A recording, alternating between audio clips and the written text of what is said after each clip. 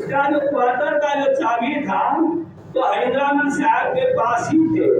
तो जब वो क्वार्टर में गए तो बाहर में जो आम का वृक्ष था तो वहाँ कुर्सी लगा करके इत्मीनान से बैठे हुए थे। तो इसी क्रम में एक यानी हवा का झोंका आया और सांस के अंदर नमक गया और शिवैसे सांस निकल गया। हैदरानंद साहब के मुंह से निकला, अरे अरे अरे यही तक हो जात रानी, यानी इसी के तलाश में तो हम 14 वर्ष से आरा के गांगी श्मशान में घुमा रहे थे। और साहब श्री हैदरानंद जी के माँ भी उस समय जीवित ही थे, माता राधा गांधी, जो अभी शरीर में नहीं है। तो वो बोले जो हैदरानंद साहब से जो क्या गिर गया, क्या मिल गया, तो साहब श्री हैदरानंद जी कुछ जवाब नहीं दिए। जब 3 बार बोले जो क्या गिर गया, क्या मिल गया, तब अंतिम में बोलते हैं जो चाबी का गुच्छा गिर गया।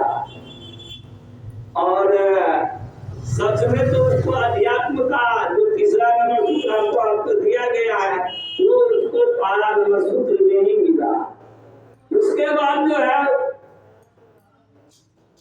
1982 तक वो किसी को नहीं बताए। जब मधेपुरा आए 9 सितंबर 1982 को या एसडीओ बन करके, तो इसी क्रम में उनके कुछ साथी थे जिसमें एक का नाम था राजेंद्र यादव।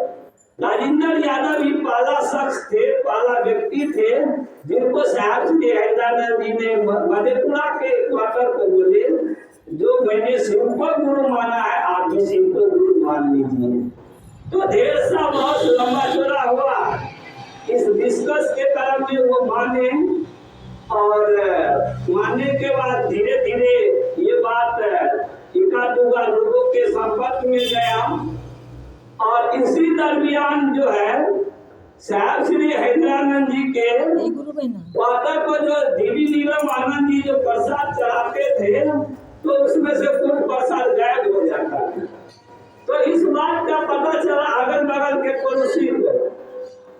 तो अगल बगल के पड़ोसी को जब इस बात का पता चला तो इसी दरमियान एक बार साहब श्री हैदरानंद जी को कुछ लोग बोले जो सुनते हैं जो आपके क्वार्टर को जो दीदी माँ प्रसाद चढ़ाती है वो गायब हो जाता है, महादेव प्रसाद ग्रहण कर लेते हैं।